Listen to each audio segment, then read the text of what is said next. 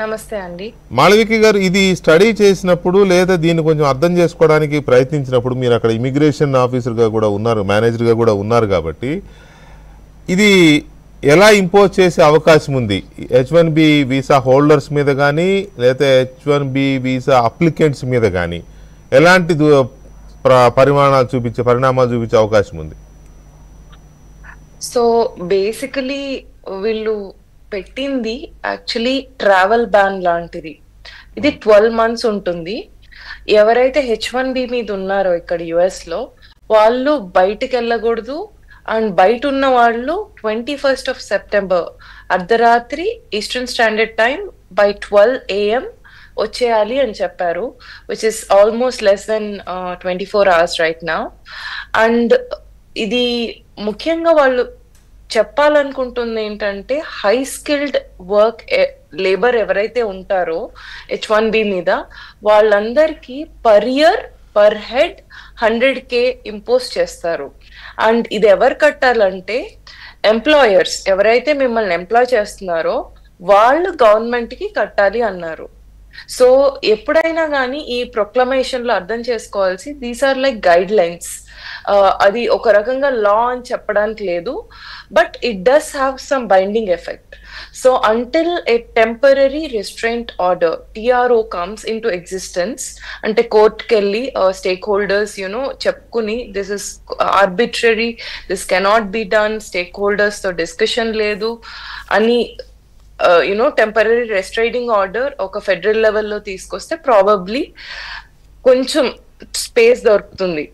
And most importantly proclamation language కనుక వెర్బాటమ్ కనుక inspect చేసినట్టయితే we'll understand they are asking the department of state DHS ని కానీ లేకపోతే USCIS ని కానీ they are asking to make laws in that regard to implement this particular goal.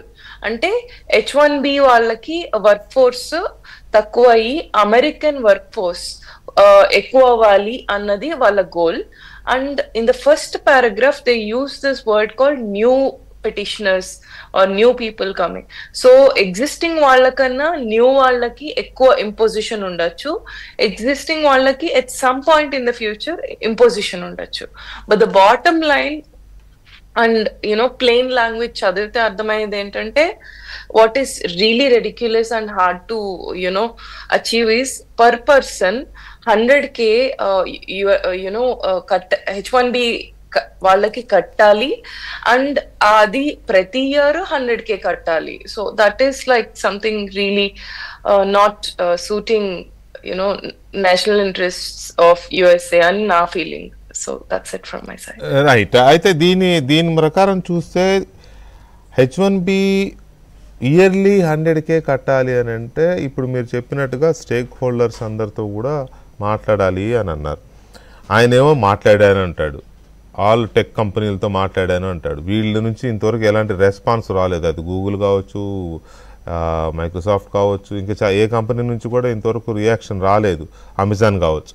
పైగా వాళ్ళు అలర్ట్స్ ఇస్తున్నారు, బయట ఉన్న వాళ్ళందరూ త్వరగా వచ్చేయండి, ఇంట్లో అంటే కంట్రీలో ఉన్నవారు ఎవరు బయటికి వెళ్ళొద్దు అని చెప్పి వాళ్ళు చెప్తున్నారు. ఇదంతా ఒక పానిక్ ఇది క్రియేట్ చేస్తూ ఉంది ఒకవైపు. ఇంకొక వైపు H1B అప్లై చేయడం కోసం వెయిట్ చేసేవాళ్ళు వాళ్ళు ఒక రకంగా ప్యానిక్ అవుతున్నారు. H1B మీద పనిచేస్తున్న వాళ్ళు ఒక రకంగా ప్యానిక్ అవుతున్నారు. రేపో మాపో గ్రాడ్యుయేట్స్గా బయటికి రాబోయే పిల్లలు ఇంకో రకంగా ప్యానిక్ అవుతున్నారు, మా పరిస్థితి ఏంటని. సో ఇవన్నీ కొంచెం డీప్గా డిస్కస్ చేద్దామండి, ఎందుకంటే చాలా యాంగిల్స్ ఉన్నాయి దీంట్లో. ఏ ఒక్కటి వదిలిపెట్టినా కూడా ఇప్పుడు ఈ డిబేట్ అనేది ఆ పేరెంట్స్కో ఆ స్టూడెంట్స్కో పూర్తి ఇన్ఫర్మేషన్ ఇచ్చినట్టుగా అనిపించదు. కాబట్టి అన్నీ డిస్కస్ చేద్దాం ఒక చిన్న బ్రేక్ తర్వాత.